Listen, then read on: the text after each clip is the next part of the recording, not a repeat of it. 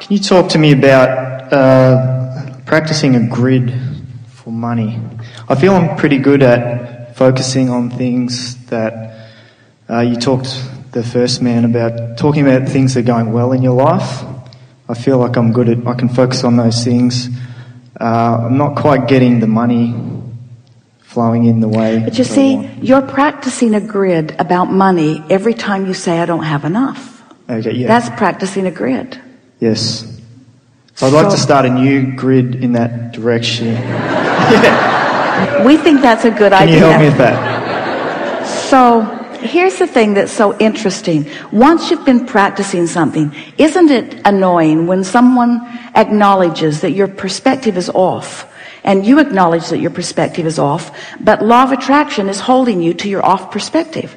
Law of attraction is really an interesting thing, because as you have a vibration going, it's bringing you things that shore up that vibration. So sometimes it feels like you just can't get there from there, because you just feel the way you feel. And because you feel the way you feel, then law of attraction brings you stuff that feels like the way you feel. And so then you say, well, I wish law of attraction would stop bringing me stuff that feels the way I feel. And we say, then you got to feel differently. You said, I would if law of attraction would stop bringing me stuff that makes me feel the way I feel. But how can I feel differently than I feel? And we say, well, the first step is wanting to feel differently. But the most important steps you've already taken here tonight by acknowledging that it's vibration that you want to focus upon, not money. You see, we're talking about law of attraction. We're talking about you achieving a vibration. And we're talking about that vibration causing you to be at a frequency that makes you realize things. Where do you think good ideas come from? Where do you think the impulse to apply comes from? Where do you think your skills come from? Your intuition, where does that come from? Where does your flexibility come from? Where does your agility come from? Where does your strength come from? Where does your energy come from? Where does your clarity come from? It's all coming from that broader non-physical perspective that is you see. And so what we want to do is change this subject of financial currency into the subject of vibrational currency, of which all of you are really, really, really incredibly abundant, you see. We want to hear someone come to this hot seat and say, Abraham, I accept that I have access to never-ending vibration, and I mean to see to it, to tap into that vibrational frequency. In other words, if you could talk about vibration just for a little while instead of money. Do you believe that you are a vibrational being? Yes. Do you believe that you are an extension of this source energy? Yes. Do you believe that anyone is holding you apart from any of that? In other words, or do you believe that it's something that you might be doing that might be disallowing it? But Yes. it's vibration that we want to talk about rather than money. So let's talk about vibration. You're sick of it already, aren't you? Let's talk about how can you speak of vibration in physical human terms? What kind of words would be appropriate when you're talking about vibration? Emotions. Emotions are the only words that explain what you're doing vibrationally. So if you want to practice yourself into a place where you've got never-ending vibrational frequency to spend, you want to have conversations about how you feel. So just give us a little bit of dialogue about how life feels. Life feels great. I see a lot of things through the eyes of Source. Yeah, great. That's a really good word. Great. It is. Great meaning I feel great. I feel great. Give us more words. Great. We're not making fun at all. We think great. I feel great. Meaning ease. Ease? Yeah. Ease. I feel ease. How so? I have a lot of things come to me that I want. I have a lot of things flowing into me. I get to do a lot of things that I want. There's evidence of vibration flowing for you. Lots of evidence. Yeah. Give us some examples of that. I have more Abraham material than I can possibly listen to. comes quite easily. And the funny thing is, it's the same thing over and over and over and over and over. I have, good food, lots of fun things I like to do, I get to do, a good place to live. I have a part-time job which I enjoy, which is fun. I get a lot of freedom. I get to go to the beach a lot. We're reaching for more emotional words. Okay. Just a few more emotional words. When I'm at the beach, I feel confident, feel alive, I feel confidence, a really secure. Good word. Why? Why do you feel confident?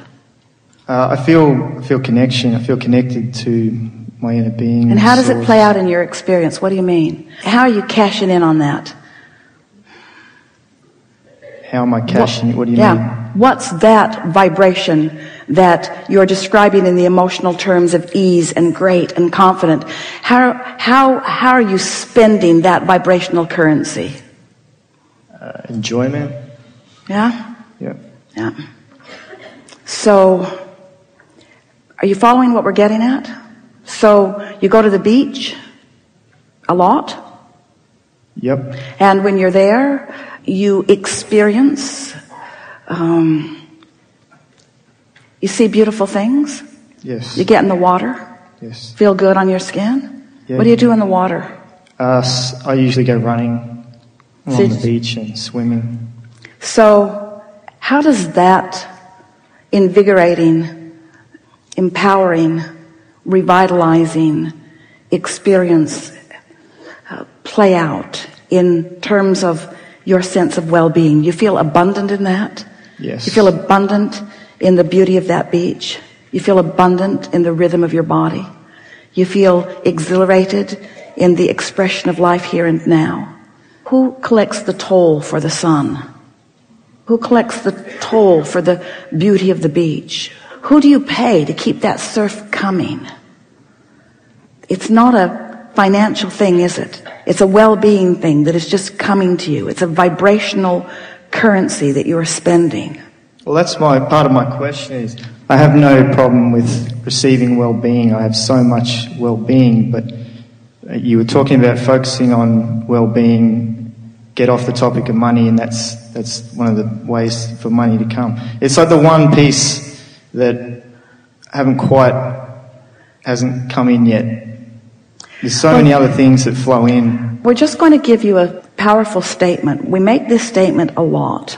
And as it settles in, and then when we come back from segment of refreshment, we'll chew more on this subject of shoring up your financial abundance vibration.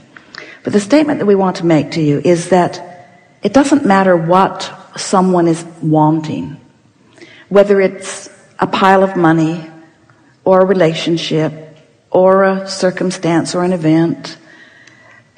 Everything that everyone wants is because they believe they will feel better in the having of it.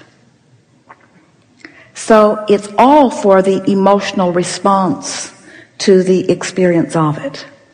If you can conjure the emotional responses and leave out the how and the where and the when and the what and the who, just conjure by observing your life experience and the beauty of it as it is, what happens is you begin activating this vibration of well-being, and you do it so chronically. Now, you see, you think you're doing it all the time, and you are doing a good job of it. All of you are to some extent. But when there's something that you want, like money, and you've decided that it's not coming in the abundance that you want it to, you get this vibrational practice going, and without meaning to, you keep perpetuating it just with your normal day-to-day conversation about it.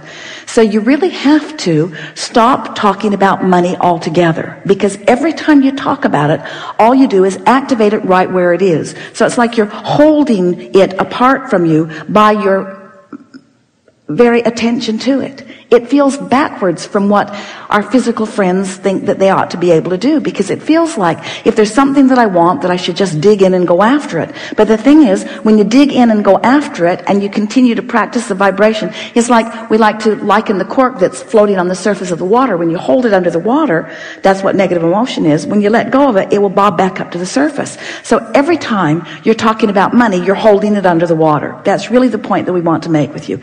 Every time you're talking about it, you're holding it under the water. When you talk about the surf, you let go of the cork. When you talk about the sun, you let go of the cork. When you talk about your physical vitality, you let go of the cork. And this is the thing, we will come back to it again. Step 1, step 2, step 3. Step 1 is you've asked, you've already done that. You don't have to keep talking about money. You don't have to keep asking for money. You've already asked, and there's more that's been amassed than we have any way of actually describing to you. You don't have to keep talking about money, and in fact, when you do, you hold the cork under the water. Step 2 is it's already been amassed. So step 3 is you got to find some way to let it flow to you, and the way to let it flow to you is by no longer talking about money, because when you talk about money, you stop it from flowing. So your friends are saying, how are you doing? Doing really good. How's that money thing going? Don't want to talk about that. Why not? Because everything's going really well for me. Everything going really well for you? Yeah, everything's going really well for me. Even the money, don't want to talk about that. Why? Because everything's going really well for me. Everything's going really well for you? Yeah, everything's going really well for me. How's the money thing? Don't want to talk about that. We know that it feels absurd, but the thing that we really want you to feel, you've got a vibration going on that you've just got to find some way of making an end run around it. Most people say, give me what I want, and then when I observe it, I will feel better. And we say, for sure, for sure, for sure. But you got to feel better before it can come. You got to feel better. You've been studying deliberate creation for too long. You've been listening to us talking too much.